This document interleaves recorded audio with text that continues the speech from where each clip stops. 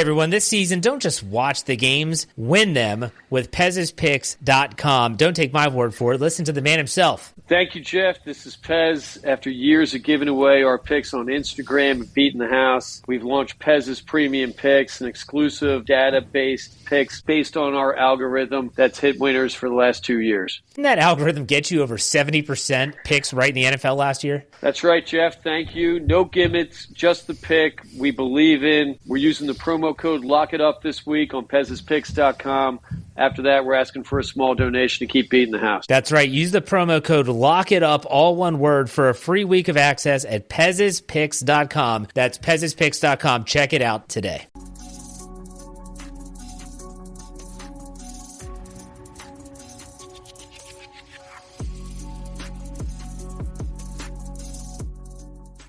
Welcome to your first game preview of the season, Tiff. We're happy to have you here. Should we do a slow clap? I know you are. Every time I'm not here, I hear my name, so I had to show up. Because every time I hear your name, like how y'all do it now? Clock it. Is that how y'all do it? Yeah, that is how they do it. You know how we do it. Please don't act like you haven't done it a few times. Don't act like you ain't clocked that T a few times, because you have. Did you all see that Krispy Kreme is going out of business? No. That's a lie.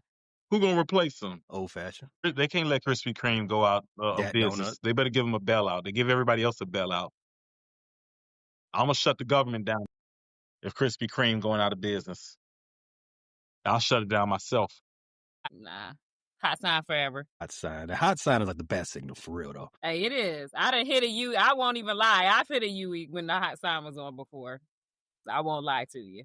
I got a theory that the reason why Krispy Kreme may be in trouble, there's a nationwide shortage on glaze for donuts because obviously the national media is putting all the glaze on Jaden Daniels right now. Well, they hadn't listened to this pod because when I wasn't on here, you guys were putting a lot of glaze on Caleb, but I ain't gonna say nothing else.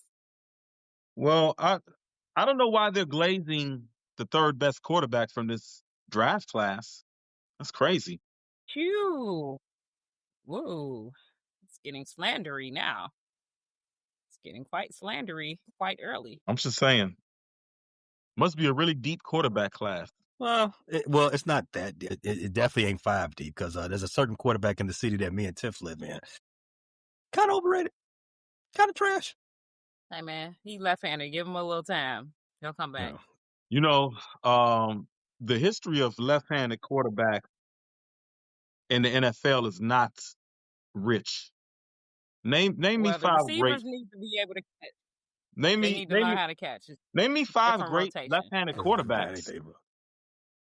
Name 5. I mean, we only 10% of the population. There hasn't been many. Relax. I mean, I can name a bunch of great left-handed NBA players. I can name some great left-handed running backs and wide receivers, but I don't know. Quarterback just doesn't seem like a position the left-handed people can master. No, we can. You all just can't catch. The right-handed people just don't know how to catch it. Maybe you can. It's I don't know. So 90% of the population It's can't a little catch. different. Come I mean, on. if you're 10% of the population, you should at least be 10% of the starting quarterbacks. And the only 2 starting quarterbacks that are left-handed are both trash. Michael Penix and Tua Tagovailoa. Tua Tagovailoa.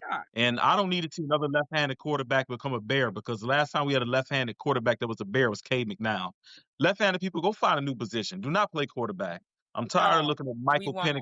And please, you're going to have to because you're not going to be in the NFL long. So how many times have you all watched the replay of the Fail Mary this week? How many times have you seen it? I'm not watching that shit no more. I'm not watching that no more.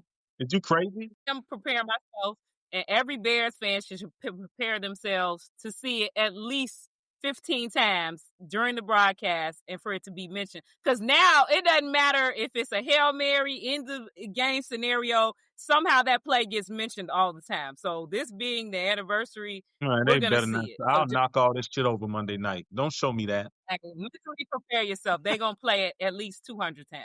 So just knock all this shit over. I'm not watching that. Every time Tyler Stevenson name come up, every time Jaden come up, they're going to fit it in there. Whoever, I don't even know who caught the ball. If he still play for them, trust me, it's going to come up. They got 5 times to show that pregame, and they gonna need the National Guard because I'm pulling up to D.C. I ain't finna watch that. It's over with. Y'all Be president prepared. said he don't like bad American history. That's why he took all the stuff out of Smithsonian. I'm taking that Fail Mary out of the history books. Well, good. Well, you're going to have to go in there and erase the Bear footage down. just like he is. Watch it. This is the good type of erasing history. I like it. This is the good stuff.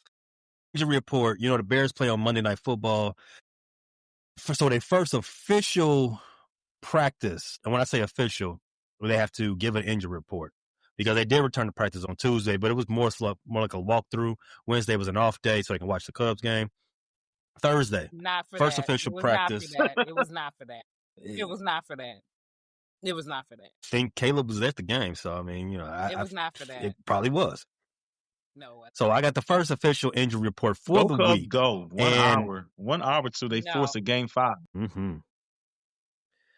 The first bit of a news that started the week on Monday was Kyler Gordon announcing to the reporters in the locker room that he was playing. He was back. So I didn't expect to see him on the injury report come Thursday, but here he is, along with 9 other names. What's it saying for him on the injury report? Limited participant on Thursday. Is it still the hamstring? Yes, I'm sure that's a measure of precaution having him limited on Thursday. So he's gonna play. I'm not too worried about that. I think that's maintenance. Well, he was pretty emphatic. And Kyler, are you gonna play Monday against Washington? I will be playing, yes. That is confirmed. You are completely healthy. We will see a clear injury report for you. Yeah, no pump fakes. Okay, good. We don't want pump fakes.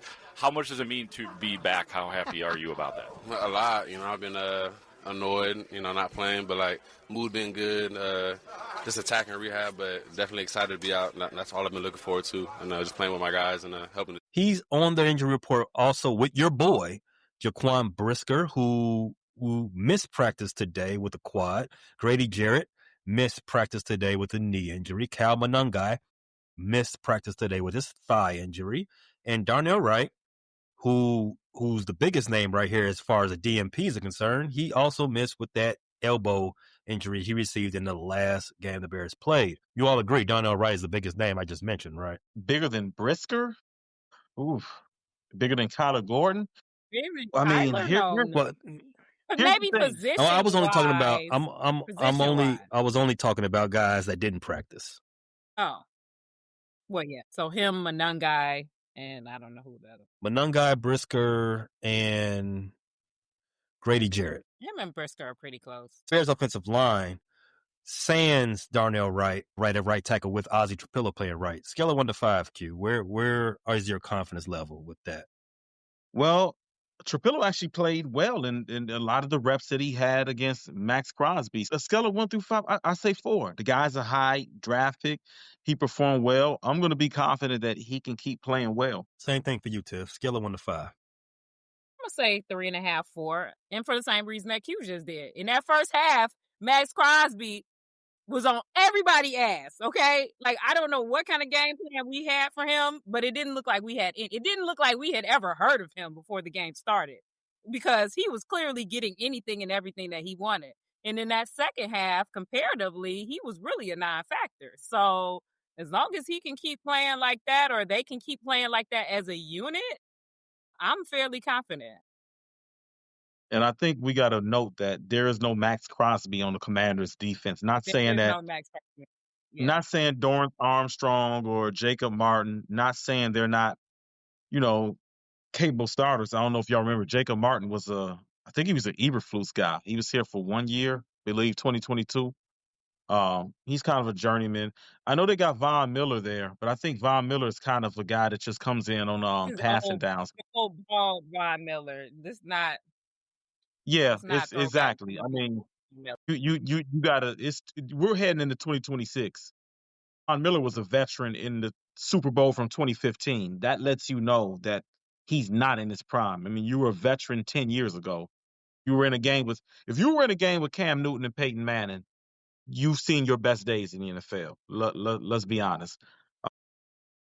So being that he's not going up against the same competition, yeah, I'm pretty confident Ozzie can hold his own. Other players on the injury report, other than the guys who did not practice in Kyler Gordon, Jonah Jackson, Colston Loveland, they joined Kyler with limited participation.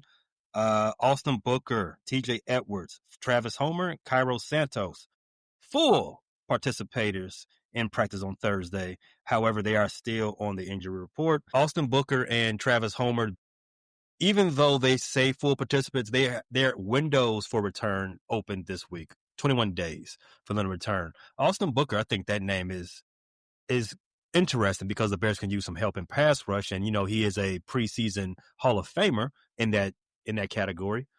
TJ Edwards, scale of 1 to 5. How necessary is he in this game? 5. Yeah, I'm agree with that 5. Q. Tiff, where you got him at? 1 through 5. Yeah, it's up there because we have not been great at getting to the quarterback and infecting stuff. So I'm gonna give it a 4.5, 5. 4.5, huh? Tiff, if I told you the Bears were on pace to be the worst rush defense in the history of the league has been around over 100 years. If I told you that was the case for this Bears rush defense, would that tick that up to a 5? Yeah, it would. I hope that's not true, but in Bears history, I'll give it. But shit, the whole league? Shit. The Bears right now are giving up 6.1 yards per carry. If that continues, that would be the worst ever in league history. So I do think it's vital that TJ plays. TJ, he's not much of a cover linebacker, and you probably will like to have a good cover linebackers out there, especially with Debo running around, who's, he likes to play close to the line of scrimmage anyway. But as far as our biggest concern on defense, and we'll talk more in depth about that later, TJ needs to be out there hitting people. Kyler Gordon too. Kyler Gordon coming back would be immense. No, other than him being a very good nickel cover corner, he's very good in run protection. He'd get up and hit somebody at the line of scrimmage. Quarterback, running back, whomever, tight end, don't matter. So the Bears defense gets immensely better just with those two guys coming back.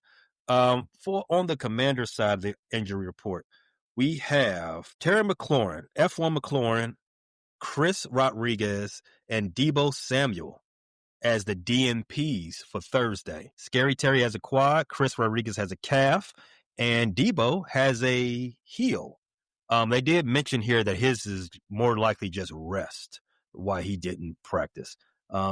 Tight end John Bates out, he was limited. Noah Brown also limited.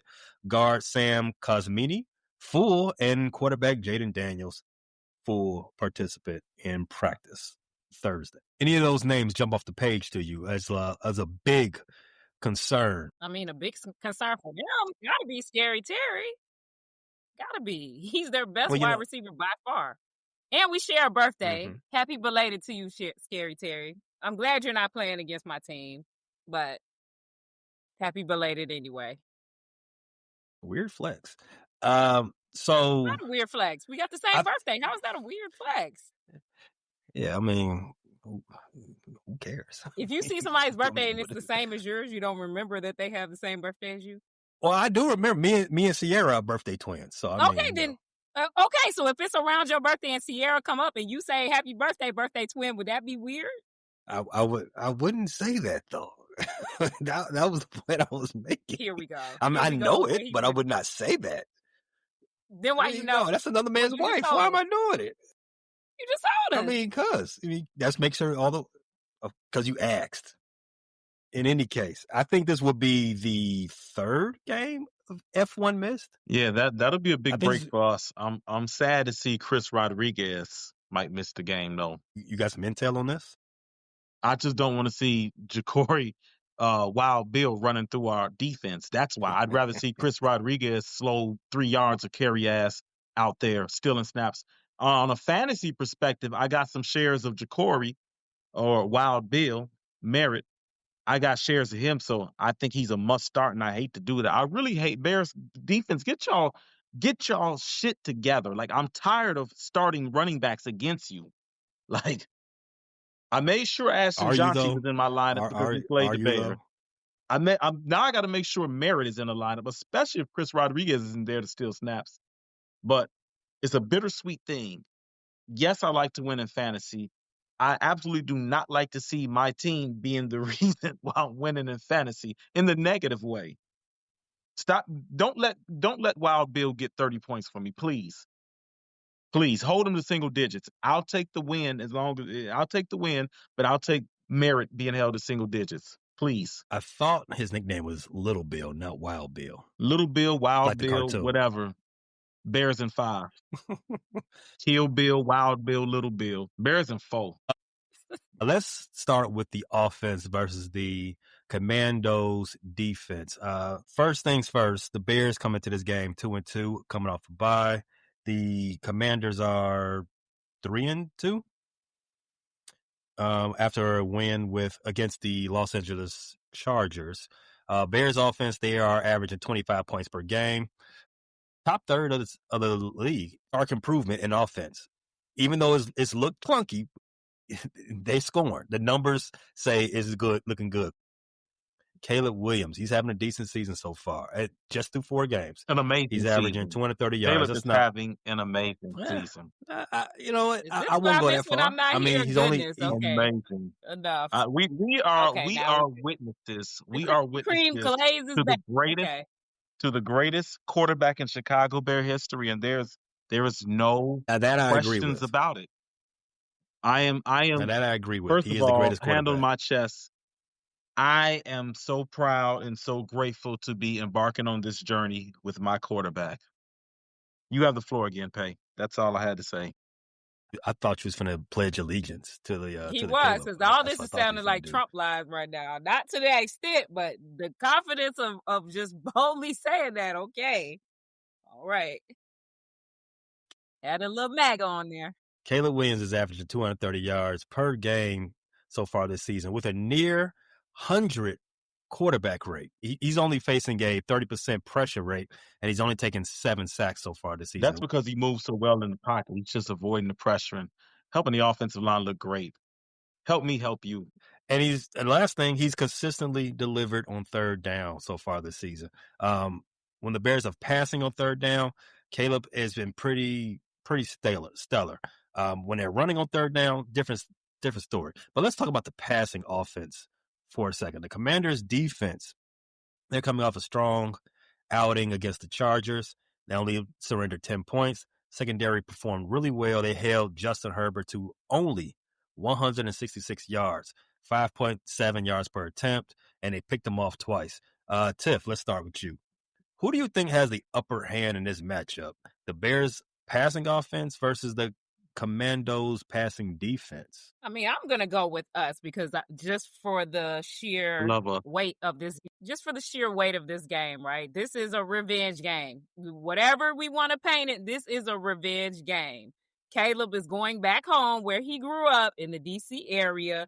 Last time, it did not necessarily his fault, but it did not go the way he wanted to go. You know, I believe that game was on primetime too. I can't remember. We're back on primetime. The Babs is high. I'm looking for our offense to come and lay the first hit and keep on punching for the whole game. Now, I will say I watched that Chargers game, and the Commanders have been looking all season until that game. Like, they looked pretty damn good in that game, and the Chargers had been running through people until that point, and they looked like they couldn't get shit done. They were on Herbert's ass. So I'm hoping that our offensive line and our coaches and Caleb and everyone is watching that tape, seeing what they tried with the Chargers, and that we're ready to go. But I'm going to put my money on the Bears. I'm going to put my money on Caleb that he is going to have the game of his career, and that we ain't going to have nothing else to talk about. Q, you second that? Definitely. Caleb is here making quarterbacking great again. He's going to come in there and lay belt to Marshawn Lattimore. He's going to lay belt to Trey Amos. He's going to lay belt to that entire Washington secondary. They're going to pay for what they did to us last year. And Tiff is going to cash in on her bet. She said she was putting her money on Caleb. That's a great investment. That is a stock that is going up. Let me tell you. I never said I was putting any money on him. I said I'm putting my faith in him, which is even You said money. enough. I agree with you. I said I'm putting my faith in him. That's greater than any Can we amount of money. rewind the I tape? I believe think in she him. said she's putting her money on Caleb. Can we rewind that tape? I heard that. We I heard definitely that. heard that. Thank you. 401k on Caleb Williams. I heard The that. defense rests. The defense rests. But if you do parlays, I encourage you to put your money on Caleb. If that's your thing, put your money on Caleb. Because I put my faith in him. 300 yards. We building slips right now, Tiffy. Yeah, we built the slip out. What's Caleb's passing props for this game? No, I don't know that stuff. What is passing prop? What does that mean?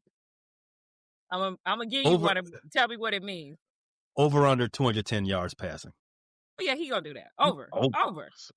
Easy. First half. Over under 1.5 touchdowns. First half. Is that mean throwing or any kind of touchdown? Throwing. This is passing. Just passing. Yeah, over. 2. Yeah, you better throw 2. I'm going over in the first half. Pushing my chips to the middle. I'm all in. Well, there you go, betters. Hey, Q said it. Passing offense, as you all know, Rome Odunze is the number one guy. Him and Caleb love each other and on the field. But DJ, you all remember 2 years ago, Thursday Night Football, DJ had his career best game he went crazy. Against these same Commanders. And he was asked about this and some other things. I want to know if you all hear what I hear. Exact same way he laid it out to y'all, but more stern, and we got to get it fixed now, and I think we can do it. More stern? Yeah, like a real coach. Like, he's talking to y'all not from, like, y'all are his players. Like, we the players that got to go out there and do it. He's just relaying the message to y'all, so of what we have to do. So what do you think you and this group can do better as a whole? Everything. I mean, we only 2-2, so, I mean, there's something we got to fix. A few things, which Coach already hit on, so just got to go out there and finish and block our ass off. What about Caleb the last 2 years in game on the line situations, end of the game, ball in his hands drive? What have I learned? A lot of, you can see from last year we couldn't finish out the game, and this year we all on the same page, just knowing what's the plays that we know that are coming in and just going to execute. So you don't think about that Washington game from 2 years ago, or what? No, because I don't. I mean, everybody is posting it right now, but it's not the same people out there, and it's not the same team. So I really can't think about it too much. But would I love to do that again? Yeah. But is it possible? We'll see as the week goes on. I know what jumped out to me, but what jumps out to you all? I mean, what jumps out to me from that last answer, it sounds like he missed his boy Justin Fields. And maybe not, the success the team had with him, but the personal success that he had with Justin and the connection that he had, just that the personnel's not the same. We don't got the same people out there. Is it possible? And he he sounded like he wanted to say, no, it's not possible because I don't get the ball like that. But he was just like, no, it's probably not. Different team and all of that. So that's what I heard, trying to keep it as diplomatic as possible. I think he was talking about as far as the Commanders have different personnel. You heard it differently to that? No. What would he care who the Commanders have out there? So, I mean, he can't blow them up for 200 points. As far as him having a show out game, what matters more? Who's out there on the Commanders or who's on his team?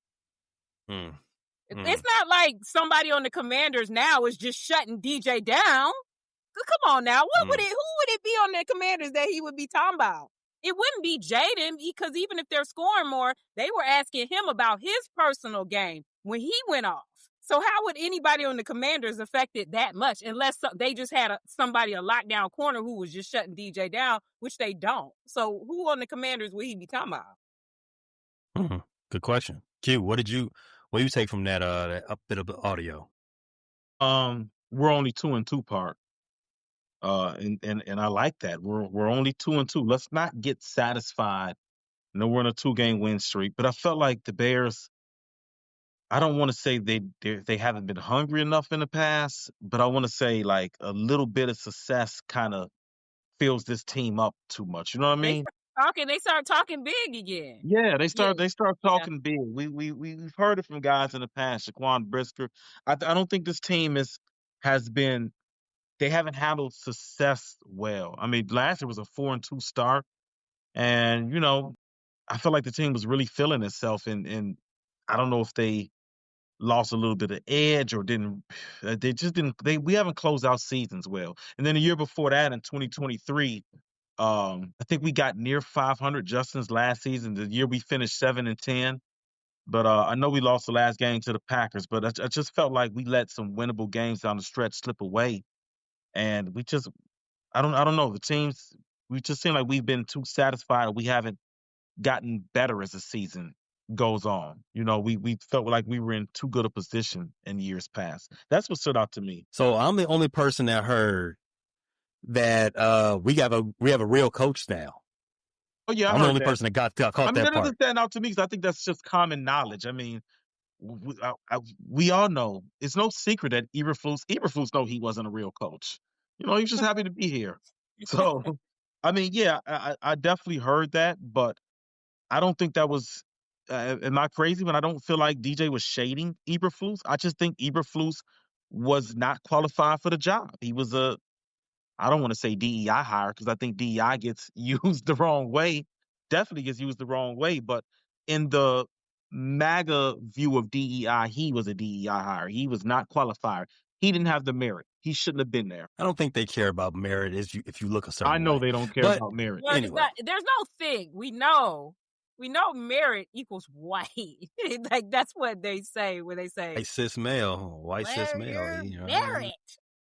Like, oh, this Harvard degree isn't merit enough. My bad. That boy definitely meant that he's not gonna have the same kind of game again. I don't know. You guys can sit here and sugarcoat that last answer all you want to. That man said, nah, probably not, because the personnel is different. What? What else could he admit by that?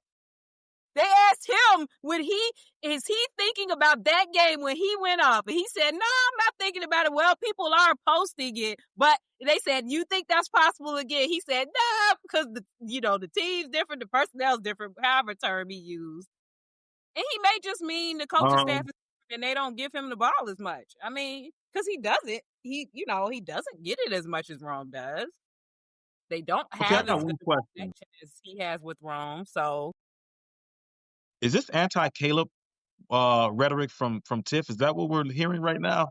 Is that what this is? Is that you guys can act like that's not what he was saying or not. And I'm saying is this our anti-Caleb campaign? Is that what's happening? He could have meant anti-play caller. He could have meant anti-play caller. But when he said it's not the same personnel, he damn sure did not mean the Commanders' personnel. That is not who he was speaking of. No way. Okay, I'm 90%.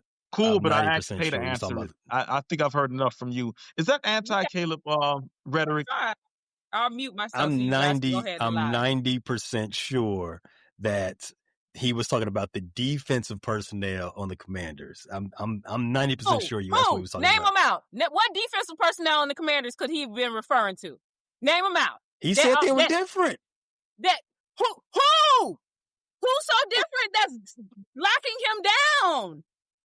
What he have been speaking about? Do they have a Sauce Gardner? Do they have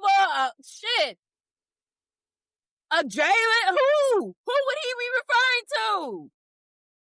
The bums he smoked 2 years ago. He said they ain't there no more. And who's now such different personnel that they're no longer bums he can smoke?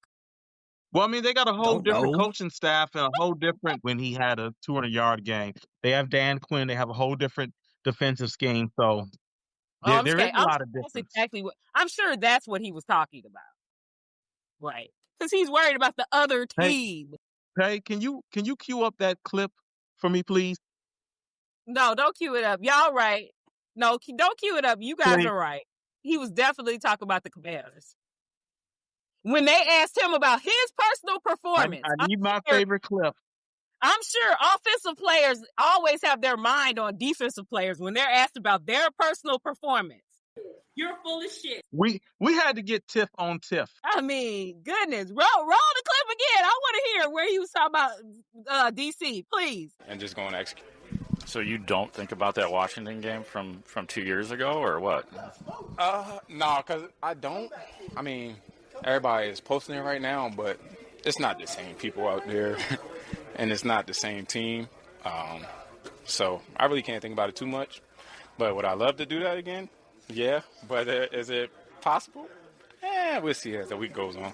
We're practicing during the week. What would we know about the Commanders during the week that would tell us whether it's possible or not? Come on, explain it to me. Explain it to me. I took that as if he was talking about the Commanders. Install. He could be pointing out install. What are we focused on? How is Ben Johnson planning to attack? Who's the focal point of the pass game? Boy, this caping, boy. Glazing is not dead. I promise you. Krispy Kreme is not dead with you too. We haven't even mentioned Caleb. Nobody's even mentioned Caleb. But you guys put on your armor and defend that man to the death. Even when it's played pretty clear. Why are you so unhinged now? I gotta take the logical road because you two do backflip and display something that's very clear. Oh, no, he wasn't talking about that. He was talking about this. That's not what he meant. He meant this. Oh, okay, my bad. Okay. My bad. You got that really decoder ring sure? like MAGA. No, when he said that, that's not what he meant. He meant something totally opposite. Okay. All right. You're right. We are going to learn a lot about the Commanders during this week. So you're right, DJ. My bad. He was definitely talking about the Commanders. My bad. Unhinged. My bad. You're right. Now, Tiff, you said you watched this game. How did Jaden Daniels look coming off missing his first career game with a knee injury against that LA Chargers defense? Who I agree with you. They had been running through people. In particular, their defense have been stumping fools out. But how did he look against that defense? He looked a little shaky at first. Like they were talking about the little brace that he was playing with. And I don't know if he changed the brace. I know he changed his cleats. But he was looking a little shaky at first. And he didn't have like the amazing game, but he played well enough and they played well enough. I mean, they beat I don't remember the score, but they beat the Chargers pretty handily. And afterwards, he was like, all the talk about my knee, it's over with. I'm fine. So we'll see how he looks in this game. So, I mean, he had a so-so game. He looked a little rusty at first, but, they got it together and stomped on them boys. So it was just their day. Not a bad game from the third best quarterback in the draft class, huh? Third best, I cannot. If you want to say second best right now, that's cool with me. Third best, is none of those other guys I can put above Jaden right now. They have not done enough. No way. You said put your money on Caleb in this game. So you expect Caleb to outperform his draft classmate in this game, right, Tiff? Because I expect him to, because I do think in the long run, he's going to have the better career. I think Jaden had a way better start than him. You guys can act however you want to. Jaden had a way better start than he did. But I think in the long run, Caleb is going to have a better career. But Caleb better have the biggest chip on his shoulder coming into this game. Like I said, he's at home. The way the last game went, people are saying Jaden is better than him. You know what I'm saying? Like Jaden doesn't, he should have that chip just because. But Jaden doesn't have all of that. Like, you know what I'm saying? To me, this is Caleb's time to prove what he is. Like Jaden has kind of laid the work. Yes, he has to keep playing well to stay in those conversations, but Caleb is the one that has to show, damn right I was the number one draft pick. Damn right I'm the best QB in this class. So last question I got for this. I was listening to Michael Wilbon. He has a weekly spot on ESPN 1000. I think he was talking with Bleck and Abdallah. And he had some interesting things, though, about this, about their relationship. But before I get to that, Q, what's the final numbers between Caleb Williams and Jaden Daniels? Give me a projection. Caleb, 3 touchdowns, 289 passing yards. Yeah, 3 touchdowns, 289 passing yards. I'm gonna go with 22 of 33 passing. Pretty efficient day. Jaden Daniels throws a pick, throws 2 touchdowns, 220 yards, gets sacked 5 times. Montez Sweat wakes up. This is a homecoming for Montez, too. It is that. I have it on fairly good authority. Jaden Daniels doesn't like Caleb. Don't know why. Except maybe he uses maybe he uses the 1-2 thing to fuel him. And if he does, that's just smart. You use anything that you have at your disposal. Any thoughts about that? Where are you all? See, for me, I don't necessarily care about, and I'm probably in the minority about this because in this era of fandom nowadays, I don't care about fake rivalries. I don't care about all of that contrived stuff. If athletes want to be buddy, so what? I just want to make sure you all playing at your highest level. But this right here, when I heard from Wilbon, I'm like, yeah, he's probably just saying that stuff. He's probably just putting, whatever you got to do, whatever he's got to do to, like, I guess, put a chip on his shoulder, all that stuff. Like, you all watched The Last Dance, and I took that personal. Hey, whatever, bro. Whatever you got to do. I don't really care about that. See, for me, where I grew up in the era where it was real beef. It was real beef after the game. You already knew me. You walked into the stadium. We sending it up after the game, Joe. I mean, win or lose, we sending it up. All this other fake stuff, you can mess me with it. But how do you all feel about what Wilbon is basically reporting that, Jaden, he ain't messing with Caleb like that? So? Yeah, I mean, I think I agree. Like, I don't care. I'm not one of them people that like, oh, back in the day, they really didn't like you. Like, this is sports. This your job. At your job, you like some people, you cool. Some people you don't like. That's just life. So I don't care if athletes like each other or don't like each other. Now, sometimes the rivalries have been real, and you could tell if they could go out in the alley and fight each other, they would. But I don't think you need that for a rivalry. Sometimes it's just, I want to beat this joker every time I see him, and then I can dap him up and we can be cool. That's cool. But also, Jaden may just not care for Caleb's personality, and that's cool too. They don't have to be best friends. He don't have to like him, and it's okay if they do. Like, if he's doing it to put a chip on his shoulder. But to me, Jaden comes off real, like, laissez-faire. I love everybody too, so that doesn't really fit to me. But who knows what happened behind the scene? But at the end of the day, who cares? Whether he liked Caleb or not, whether they got a rivalry or not, people are going to make them have a rivalry because they were in the same draft class. So I guess both of them can embrace it and bring their best or not. Who will win the fight between Caleb Williams and Jaden Daniels? Because you mentioned Jaden. Y'all mentioned. Why? He's like 180 pounds. Confident in Caleb throwing them hands. I'm not even going to lie to you all. If you all want to pretend like you are, then go ahead. I'm not confident in Caleb throwing them hands. But you're confident in Jaden throwing hands? Yeah, right. Well, I mean, he said that real matter-of-factly. But he seems like he would have a little more animus. Like, Caleb don't even look like he could really, really get mad enough to want to fight somebody. Jaden mama gonna fight the fight for him. And his mama gonna come out the stands, and she gonna come out the stands with the blicky. So, and Caleb mom gonna come out with the fingernail polish. So it's not gonna be equal.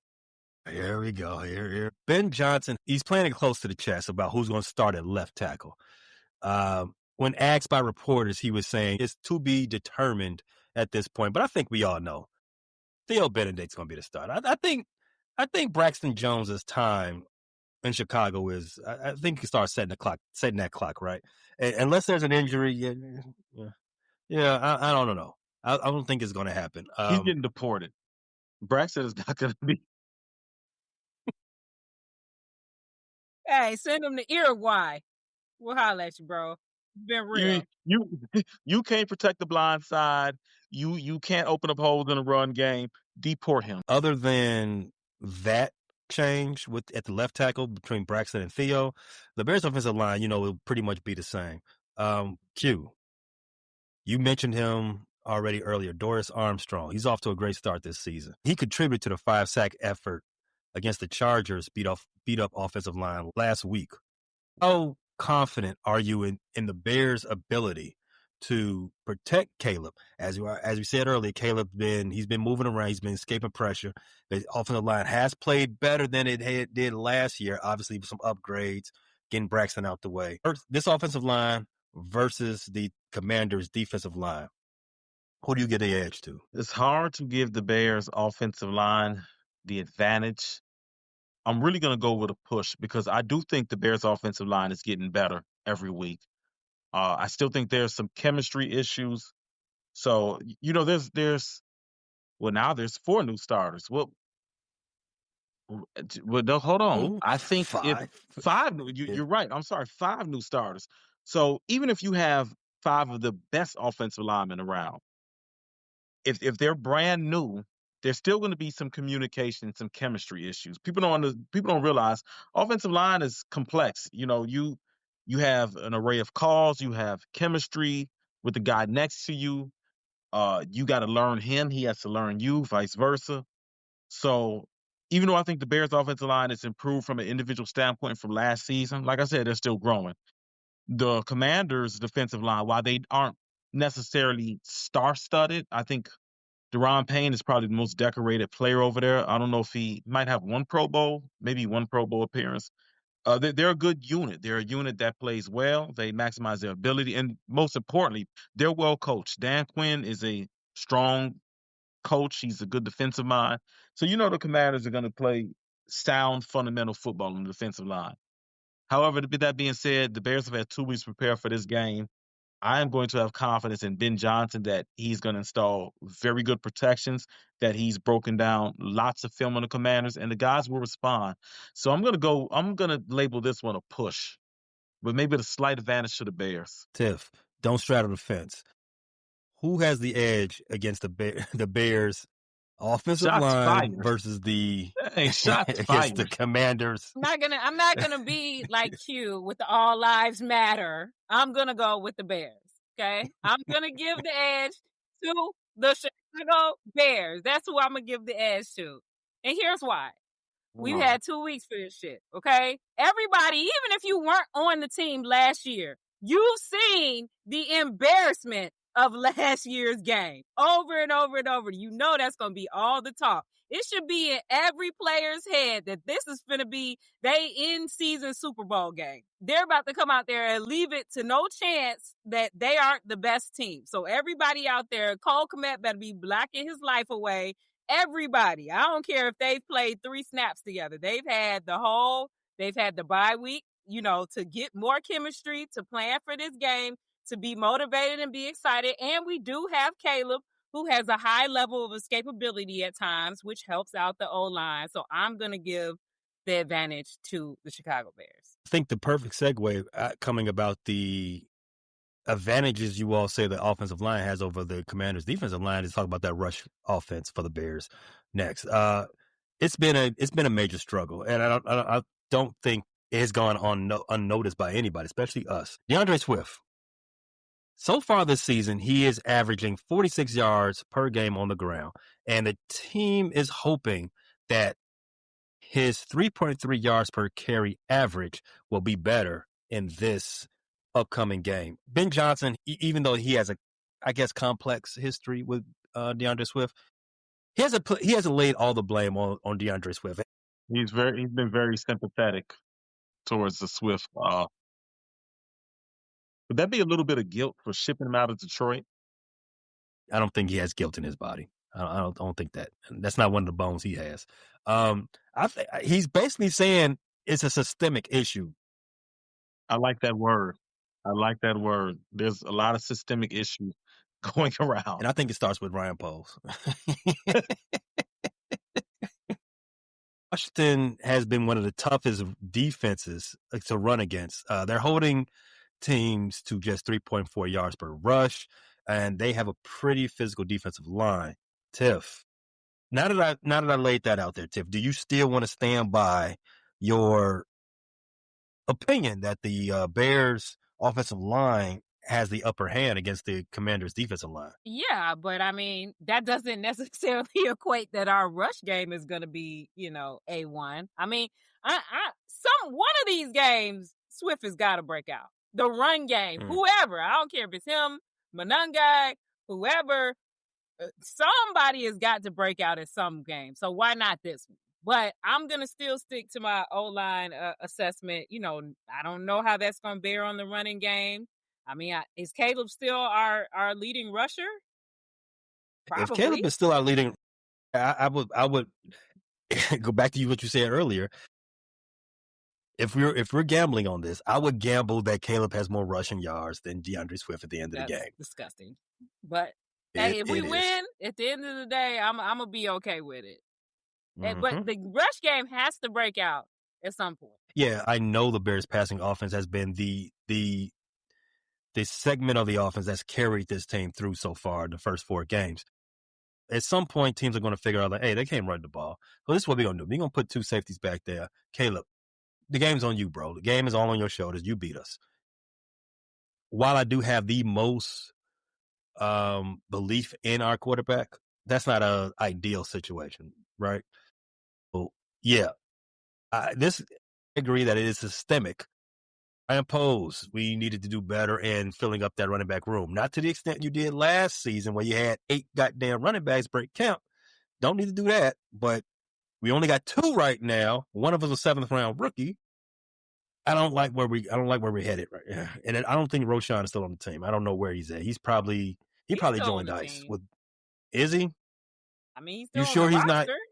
You sure he's not one of them ICE agents in the mask running around? I mean, he might be, but he's still getting a paycheck. He's still doing, little cute social media videos. You follow all these Bears on social media, don't you? No, on the Bears page. I do follow some of our players, but I'm talking about on the Bears official page. Okay. All right, let's switch sides of the ball. Let's talk about the Bears defense against the Commanders offense. Tiff. Overall, just who do you think has the upper hand there? We think Kyler Gordon's going to be back. Their offense better be barbecue chicken, okay? It better be. I want to see Tyreek Stevenson. I want to see Montez Sweat. I want to see all of them. They played a hell of a game in Vegas. I want to see that plus more. What we get? 3 or 4 turnovers, 3 picks, 3 or 4 turnovers 4 in that game.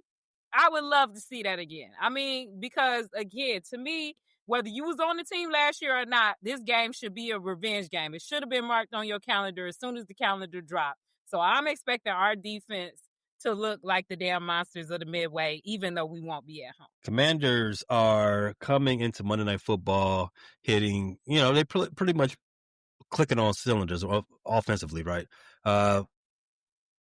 They've scored 27 or more in 3 straight games, and they put 27 points up on the Chargers, who were one of the best defenses going into week 5. They've also been very effective in the red zone. They converted 3 out of 5 trips in that game. Jaden Daniels, he threw for 231 yards and a touchdown, no picks in that game. He had 100 rating against that Chargers defense. He's only taken 1 sack. He was only hit once in that game. Again, the Chargers were a very good defense up and going into that game. Deebo Samuel, he caught 11 of Daniel's 23 pass attempts. He had 96 yards and a tutty.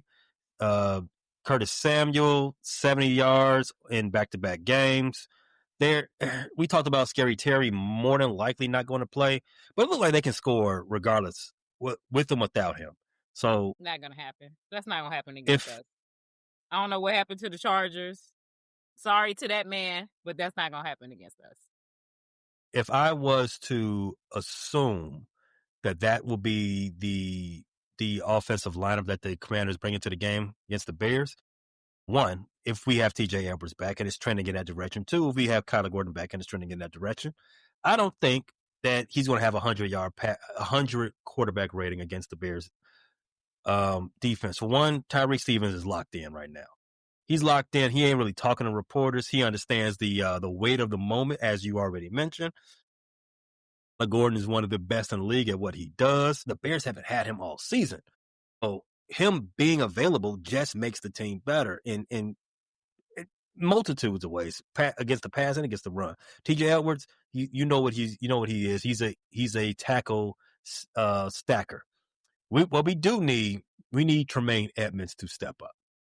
Tremaine Edmonds is basically we need him to have the game that he had against who we played before? Dallas. Vegas. Against Dallas. Yeah, we need him to have the game that he had against Dallas. A repeat of that. How about them Cowboys? Mm-hmm. He's basically the Bears' coverage linebacker. He gets lost a lot. He just doesn't pop off the screen. We need him to pop off the screen. Because already know Deebo Samuels. He's not running complex route trees. He's not going to be doing a bunch of posts, bunch of corners, no flies. He's going to do some option routes, stay close to the line of scrimmage. Curtis Samuel, same way. They use a lot of tight ends in this offense, but it's Ja'Cory Krosky Merritt. That's the guy that the Bears got to key in on. He is the highest rated running back in the league. He's a rookie, Tiff. We've seen that the last game the Bears played was against another rookie running back, and he smoked the Bears. Every running back that smoked the Bears thus far. Isn't one running back that hasn't smoked the Bears yet, to be fair? No, there isn't. I mean, Javonte Williams smoked the Bears. Ashton Johnson smoked the Bears. Jordan Mason smoked the Bears. Gibbs and Montgomery, they tag teamed the Bears like it was a damn Pornhub video. Yeah, they ran a train on the Bears. Yeah, they did, and they definitely didn't use protection. We didn't let Aaron Jones really get off against us, but then Jordan Mason did. Now at least one. Mason, yeah, that was receiving though. Mason started cooking at in the fourth quarter though. As I was saying, Krosky Merritt is the highest rated running back in the league right now, and he's coming into a Bears rush defense that is pretty malign. He had a career best game against in fantasy leagues, by the way. I just wanted to point that out. Okay, Q. Guess what? You want to take the moral victory that your fantasy team may win, sir, or you gonna lock in with the Bears? Which one? Choose now. Hey, man, it's Big B's. I'm bearing down Big B's. Okay, thank you. That's all we want to hear. Throw my B's up and my claws up. So your RB about to get you negative points. Sorry. Put your claws up, Tiff. No, thank you. I don't Put have your any. B's up. No, that's not a thing. You really on your renegade stuff. You it's not really, a thing. You all are making you really things bar up. none with this Bears gang stuff. Like how you not adopting the lit and the creed?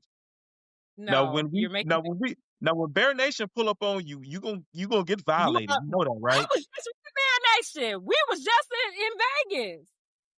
Bear. If they find out you don't know your lit and your creed, there wasn't no claws thrown up. It's violation. It wasn't no claws or bees or none of that shit. You gonna get violated. No.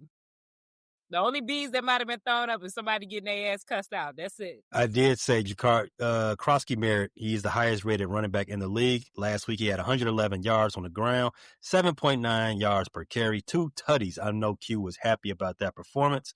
And in the last 2 games, and to show you it's not just a one-time thing, 6.7 yards per carry in back-to-back games.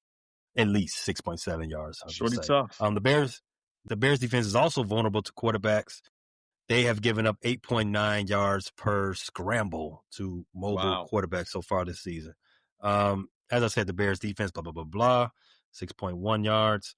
Neither one of you are going to say the Bears have the advantage in that particular matchup, right? Scale of 1 to 5. How big of an advantage do the Commanders have in their rush offense versus the Bears' rush defense? I don't think we could do anything less than a 4. I mean, the Bears run defense. If we're not the worst rushing defense, we got to be in the bottom 5. I think the Bears are 29th.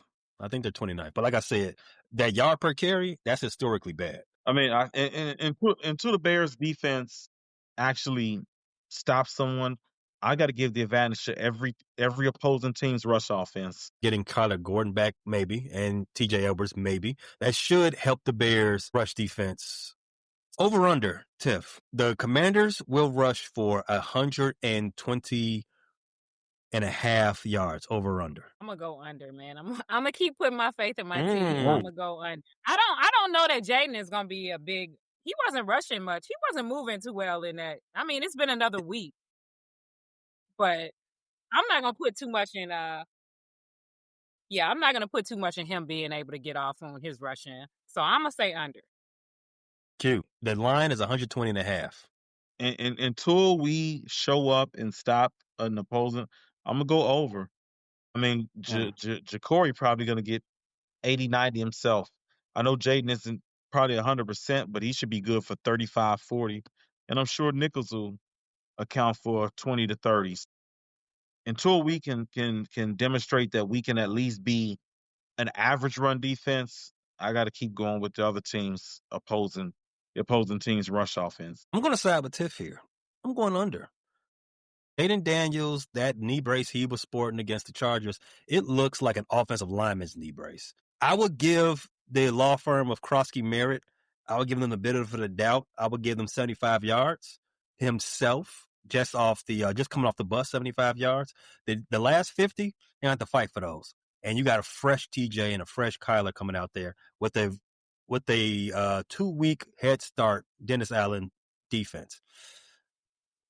I'm gonna go with the Bears on this one. I'm gonna go under. But you're right. That isn't the only much maligned area of the Bears defense. Even though the secondary's been, stumping on shit the last 2 games, that pass rush, a consistent issue for the Bears. In the 4 games, the Bears have only generated 5 sacks. That is one of the lowest pressure rates in the league. Tiff, level of concern about Jaden Daniels having a lot of time back there to find Debo and whomever else against the Bears secondary. Hi. Now I'm gonna take Q's line of thought on this. We ain't been able to do shit with the pass rush yet, so I'm gonna go high. And Jaden is pretty, even with this brace, he's fairly elusive as well. So I'm gonna go. Dude, you think again? I'm gonna say it again. Kyler's back, TJ's back. Maybe Tremaine Edmonds can have a better game as far as like coverage, but that's not concerned right now. With Kyler being back, it opens up another dynamic in Dennis Allen's defense. Yeah. Do you think that maybe possibly now they can start getting some of these blitzes? Some of these blitzes can start getting home. Do you? What's your level of concern for the Bears pass rush against Jaden Daniels this weekend? A medium high, because I do think that Kyler Gordon is one of the better blitzers in the league coming out that nickelback spot. And generally he closes quick and he takes great angles to the quarterback. So I don't think Jaden will be able to get as comfortable. I think this definitely makes Dennis Allen defense more versatile, more dynamic, more dangerous.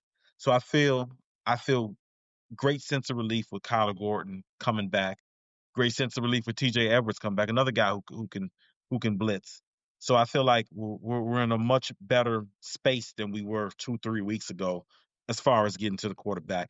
Now, I would prefer that our front 4 could get to the quarterback without having to send guys. I don't want that to be a necessity because, you blitz enough, you will get burned. You'll get caught with your pants down. You're going to get spanked. So I would rather our front 4 get home, but having Gordon, having Edwards back, I feel much better. I feel like we can get home to Jaden a few times. Excellent. All right. So we did the offense, did the defense, did the injury report. Now it's time for pay dirt. If I told you all that the Bears were going to handle their business coming out of the bye week, what would you all say to me? Regardless of this era, regardless of who's the coach, I'm just a blanket statement. The Bears, they come out of the bye week, they're going to handle business. What would you say? They better. I say that is the logical statement, but that is a tease because the Bears have not done good historically coming out of the bye week. Q, you know where I'm going with this. In the last 12 years, put it like this: the Bears are 2-10 coming out of the bye week. I know. I mean, we probably only like 5-30 for the whole time. So I mean, that's not really saying too much. I think even in a couple good years we've experienced, like Nagy had a 12-4 year. I think we lost out the bye that year too, and I think the next 2 years, 8-8, we lost out the bye then. So the thing with this is, I believe this to be a new era. I believe this to be a new era of professionalism. I believe this to be a new era of preparation. The trust me era is long gone. I would believe that to be so. One of the things that I remember from that era the most was his second season. We came out of that bye going into Green Bay, and they got the doors blown off. I think the game was like 40-10 or something like that. It was just a complete. It was a completely uninspired performance from the Bears. The Bears gave up back-to-back 50-point games to the Patriots and Packers. That was the most disgusting month of Bear football I ever witnessed. 40-10. I wish it was only 40-10. The reason I bring this up is because if I'm to believe that this is a new era of Bears football, if I'm to believe that everything that we've lived through, having sus-ass quarterbacks, having head coaches that should not be head coaches, because other than Lovie Smith, nobody that's left the Bears as a head coach has gotten a head coaching job elsewhere. If I'm to believe that this is a new era, it has to start now. And that's not only from the top down, and that's other than it being from the top down, Ben Johnson on down, it has to be realized by the players. Tyreek Stevenson, this is your week to lock in all the way. This is your week to make your name in the NFL. You were the NFL media's punching bag for a month after that game last year. Right now, it's Amari DiMercato. He did the thing that everybody's laughing at. Bag too. Sheesh. Well, yeah. I thought he was going to steal on it. He should have. He wanted to. He spent $100K that punch though. That's a mighty costly punch. Here's the thing. If I fumbled in the end zone, yeah, that's my bad. But you're not finna walk up on me and press me like that in front of everybody. Yeah, I would have had to hook off on Coach Gannon, respectfully. But you in my face like that, you want to fight. It's not respectful. You wouldn't be on nobody. Because I'm giving you what you asked for. He could just say he's sorry and pay that little $100K. You'll be unemployed. Listen. I feel like if a man invades my personal space like that, I don't care if we're at the workplace, we're in a coach-player relationship, you want to fight. That's what you want to do. Sanchez, now calm down a little bit. Listen, he was in that man's face. He could smell his breath. Ain't no way I'm finna smell another man's breath. No, why is you that close? You want to fight? He clearly did. You cost him a game. Shit, he clearly wanted to. Well, your response finna cost you your teeth too, because I'm swinging. Tyreek Stevenson, it's your time, bro. You gotta make right what happened last year. And I let me be the first to say that loss is not all on him. What gets lost in a lot of things from that game is the offensive play calling from Shane Waldron in that final draft. You remember the handoff to the offensive lineman? Do you remember the Bears not being able to get all the points they could have out of that drive? Yeah, it should not. Tyreek could have been doing a Lambeau leap in that final play, and it should not have mattered. But history is what history is. Everything happened the way it did. We can't rewrite time. None of us have a DeLorean. Can I point out one other thing in that final drive, that final play, which bugs me to this day? Matt, letting them get the throw before the Hail Mary to even get close enough to get the Hail Mary? Okay, that too. But because I brought this up earlier, Jacob Martin is now with the Commanders. But if you look at that Hail Mary again, last year he was playing for the Bears. The Commanders, I believe he's starting for them at defensive end or in a rotation with Von Miller. Jacob Martin, number 55, he was clearly being held. There should have been yellow laundry before Jaden Daniels even launched that football. There was a clear hold. I just want to point that out. I had to get that off my chest. It was heavy on my spirit. It's been heavy on my spirit for a year. I wanted to say this. There's holding on every Hail Mary. They never call that shit. Well, that one should have been called. That was a blatant Hail Mary. There's holding on pretty much every play. But a blatant one like that right in front of the official, he's staring at it. I mean, it was a blatant hold. Go back and look at it if you dare. It's in my memory banks already. I can't get it out. But go back and refresh your memory. You'll see number 55, Jacob Martin being held. I just felt like Eberflus playing this off the play before and letting them get like 15 or 20 yards to even get close enough to throw the Hail Mary was more egregious to me.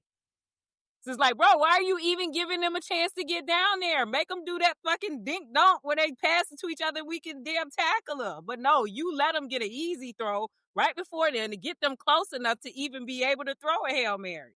Eberflus playing not to lose and ended up losing. Yeah, he should have. He didn't learn that lesson at all because he played not to lose a lot and he still lost. But anyway, this is an opportunity to do some righting of some wrongs. What happened in the past happened, but only thing you can do it's changed how you're viewed in the future. Tyreek Stevenson, what you've done the last 2 weeks, you got to multiply that. Multiply it by 2, 3, 5, 1,000. I don't care. Everybody needs to know your name for the best reasons after this game. Caleb Williams, that man clowning in your hometown. That man say he should have been number one. The Bears should have showed him the proper respects and came to interview him for the draft. I think you need to go wipe that smile off his face. I think you need to go have his mom come down to the benches and console him after getting his ass whooped.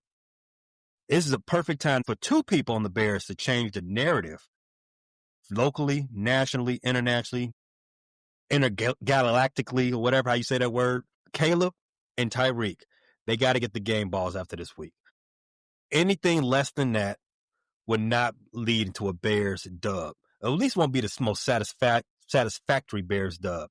Oh, no, a win is always satisfying around here, buddy. We ain't got enough wins. We ain't got enough wins to be picky. I was with you until that one. I'm like, wins to be picky, buddy. We can't really spare no wins. We gonna take if we no, I say it won't be the most satisfying win. Listen, I didn't say it won't be a good win. I'm not throwing any wins. We don't have enough winning around here to talk about being satisfied. We got to get what we can. We are the drunk at the end of the night, bottom of the ninth in the bar. Okay, we ain't got no action. We got to go home. Whatever allows us to go home with them. Okay, now let's. Too far? Yeah, too far. you're a little. Both of you are too far on it. Wait let's a bring minute. it back to the middle just a little bit. Wait a minute. We're all adults here. Standards. Let's bring standards back. Let's bring them back. Listen. Okay, we're all adults here. We all been through our 20s. Who hasn't been drunk at the bar looking for a little good time? Huh? You know? No, thank you. I cannot co-sign with any of that. You know? Come on, Tim. Come on. End of the night, bottom of the ninth inning, you're swinging. You don't care if it's a fastball, curveball. You're trying to knock it out the park. And you gotta. You're down to your last strike, Tiff. You're just gonna. Sweetie, you're gonna I've never keep the bat on your shoulders. Never. You're gonna keep the bat on your shoulders and not go out swinging. Never. You've had 5-6 shots. Never. You got your beer goggles. You got your Hennessy goggles. What you drink? I don't even drink Hennessy. This conversation is tequila. Going. Okay. All right. Let's get back to football. Tiff doesn't want to be honest. I thought we were going to have a moment here. I thought we were going to have a breakthrough in a moment, and we were going to have a shared bonding experience on the show, but we're not. Come on, Faye. All right. Tiff doesn't want to be transparent with us. Let's just get to talking. All right. See, this is why you're not here on Thursdays most of the time. Get those stories out for us. Go ahead. It's all right. We're here to support. We're here to support you, Q. Let us know. And I believe it will be a satisfactory win. I believe the Bears are going to rocket up everybody's power rankings after Monday Night Football, and the Bears are going to right a lot of wrongs. I got the Bears winning 27-25. Tiff, your first game prediction on the season. What's your score prediction? I got 30-21 Bears. I like it. Q, you're outvoted 2-1. So there's no reason for you to zag. You might as well go ahead and zig with us. Bears. And it's not as close as the score indicates because the Commanders get a late score. Caleb, I told you 3 tutties. Swift gets in the end zone too. I like it. Again, we keep his streak up. I don't even care if it's a receiving. I don't care how he get it there. Just get you one. Rome get a tutty too. Right. DJ get him some too. DJ get him some too. DJ one, please. Can we get DJ one? Get DJ a touchdown, please, Caleb. Look at the man. He's open. Don't overthrow him. Can Cole catch one? Can he actually catch one and bring it in, please? Cole might be sitting next to Braxton if he have another performance like that. Cole, you might be out there with Braxton. Bear down. No. Bear claws up. Thanks for listening to this latest episode from the Frustrated Chicago Sports Fan Channel. Don't matter if you listen to this on Apple Podcasts or Spotify or watch it on Twitch or YouTube. Make sure you like, subscribe, share with a friend, hit the notification bell so you never miss a drop. And to all the guys from Chicago, we say 3 things. Bear down, go Cubs go, and sell the team, Jerry.